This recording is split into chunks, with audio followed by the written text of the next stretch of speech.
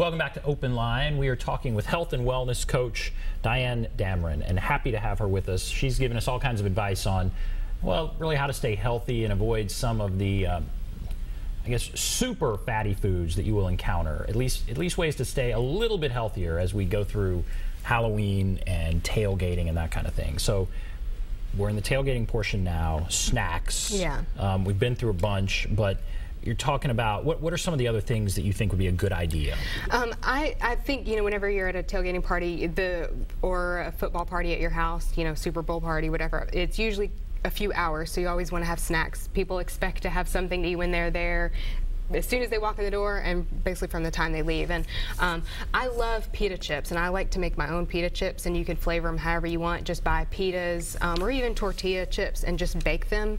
You can spread a little bit of extra virgin olive oil on them and put whatever spices or herbs or whatever you want to on them, and that way you can dip them into, you know, the blue cheese sauce that we talked about, or whatever kind of flavoring that you want to add, like a yogurt-based dip or even hummus, things like that you can make it. Those are just a lot better than your deep fried tortilla chips. And I always think something a little, you know, homemade, it's so easy. You just stick them in the oven for a few minutes and they're done. They get crispy that way.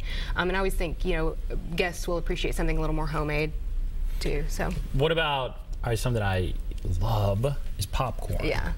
I think popcorn sometimes is either forgotten about or it gets a bad rap because of people think usually popcorn, they think movie theater popcorn, and popcorn can be so much better than that. I love just a typical popcorn, and you don't have to,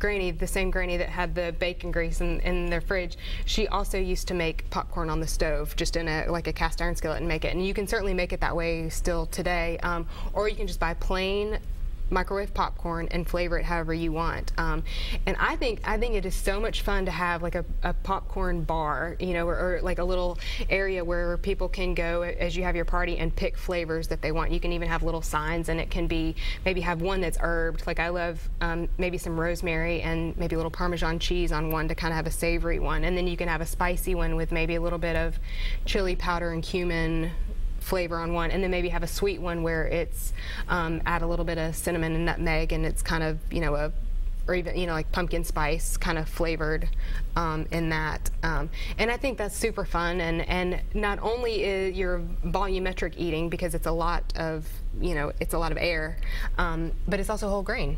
And people don't realize that. So as long as it's not covered in butter, it's a very, very healthy snack. Even if, now I use canola oil, I put it in the pan and pop it up, you know, the old-fashioned way or whatever. Is that still okay? Just as long as you use a little bit, you're usually going to have a little bit of fat of some sort. Canola oil, extra virgin olive oil, or even a little bit of butter is fine. Those are, you know, the canola oil and extra virgin olive oil are going to be heart healthy. So those are the ones that you want to go with. But don't, you know, you don't want to just drown it in it. Just add just enough. Great. That's very good. Okay, let's go to the phones. Let's go to Sarah. Hello, Sarah. Hi. Hi. What's on your mind? So I like to have tailgate parties, but one of my favorite parts about any kind of party is usually the dessert part. And I mean, I love chocolate. I know fruit is probably a healthier option, but is there any sort of like, can you recommend any sort of like little finger foods? I know, you know, your typical thing is brownies and cookies, but those are so, you know, full of carbs and delicious bad things for you. Yeah. And I like, one thing that I like to do are fruit kebabs, which I think is a lot of fun because you can do it in your team's flavor. So pick whatever, I mean, in your team's colors. So pick whatever color, you know, you can go with some blueberries or, you know, strawberries or whatever. But if you're, let's say you happen to be grilling, or if you're doing anything outdoors, grilled fruit is fantastic, and you can put them on little kebabs, and they're easy to kind of take around.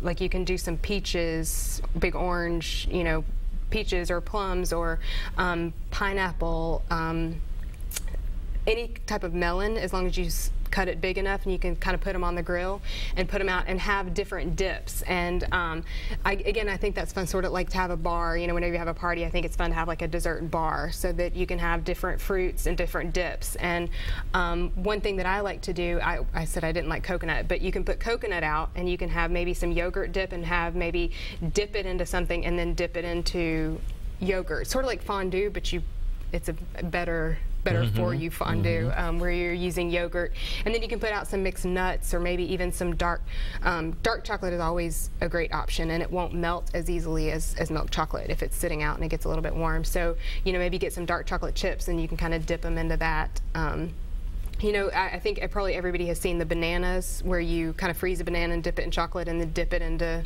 nuts or coconut or whatever. Just kind of think about that in different fruit. Again, I would go with your team's colors if you could, whatever it happens to be. But I always think those are a lot of fun. And then, oh, I'm sorry. When you talk about chocolate, there's milk chocolate, there's dark chocolate. You can get up to 70, 80%, whatever, dark chocolate. Can you talk a little bit about that? I mean, how healthy? At some point, is it healthy, or is it just a less degree of bad for you?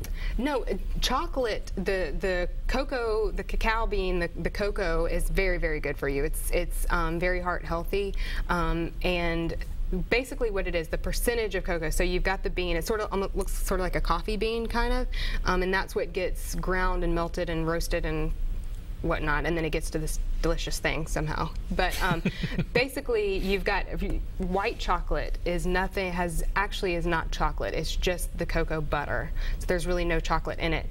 And then you go to like a milk chocolate, which is fairly light colored, which is most of your candy bars and things like that. Right. The reason why it is so light colored is because there's a lot more fat and like butter and sugar into that chocolate. So the darker chocolate, I always try to go at least 65% dark chocolate.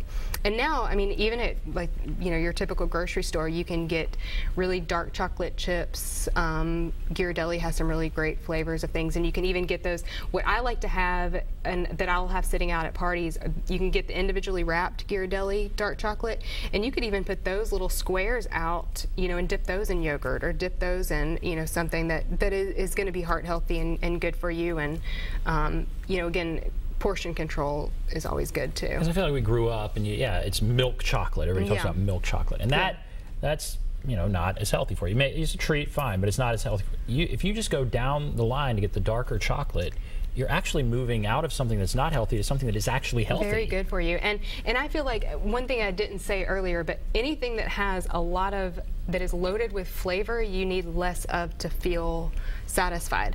We were talking about blue cheese. I love blue cheese, feta cheese, goat cheese, the stinky, really high tasting cheese, because that way you actually need less and you still feel like you're getting something for the bang for your buck. And the same way for chocolate.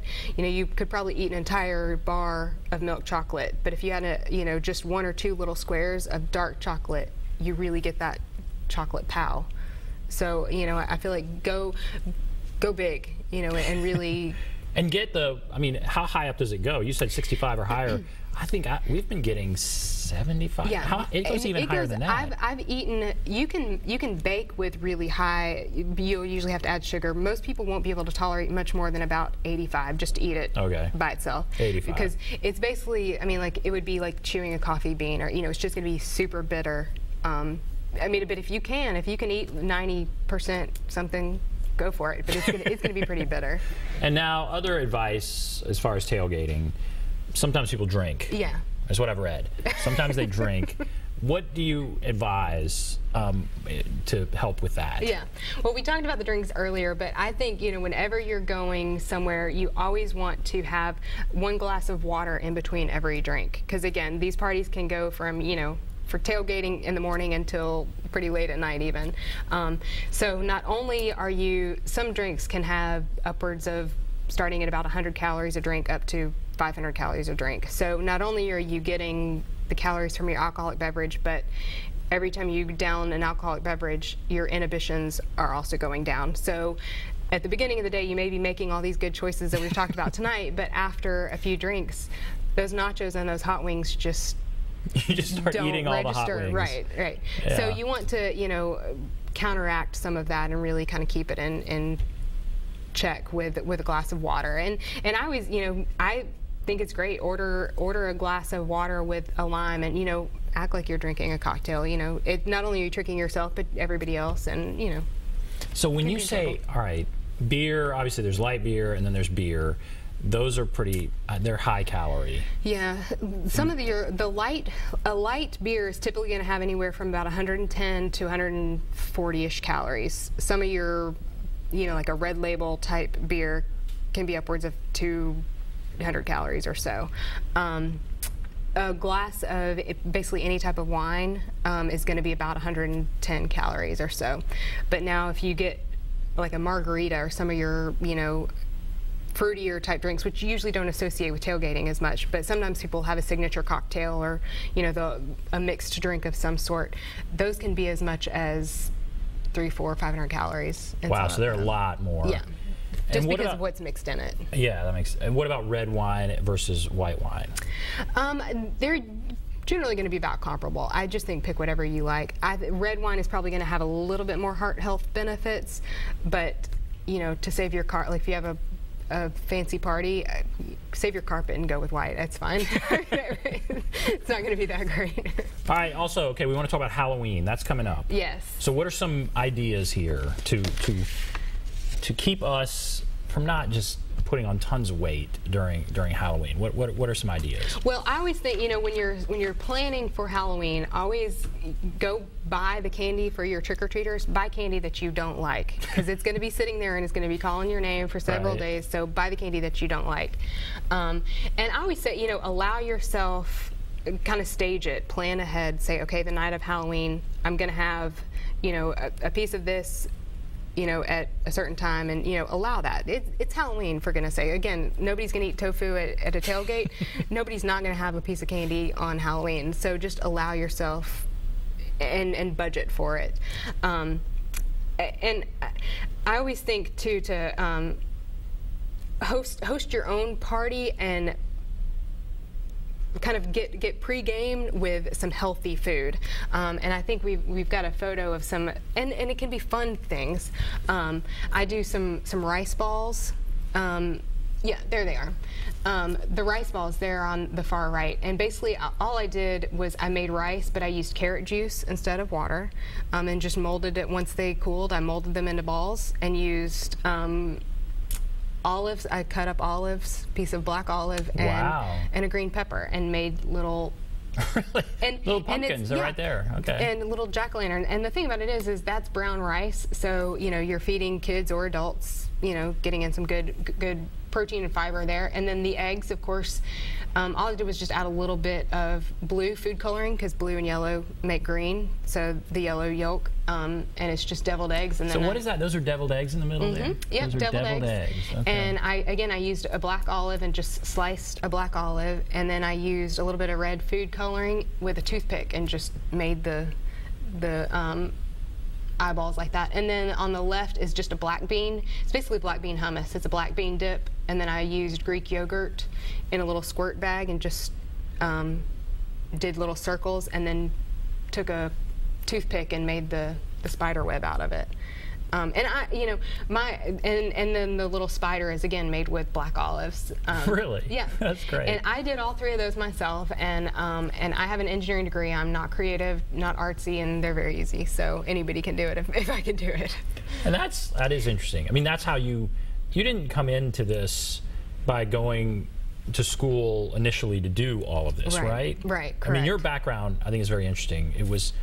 You have an engineering degree. Yes. I went to school, to play softball and for engineering, and actually worked in the corporate engineering world full-time for about 10 years. But when I was in college, I lost about 50 pounds myself.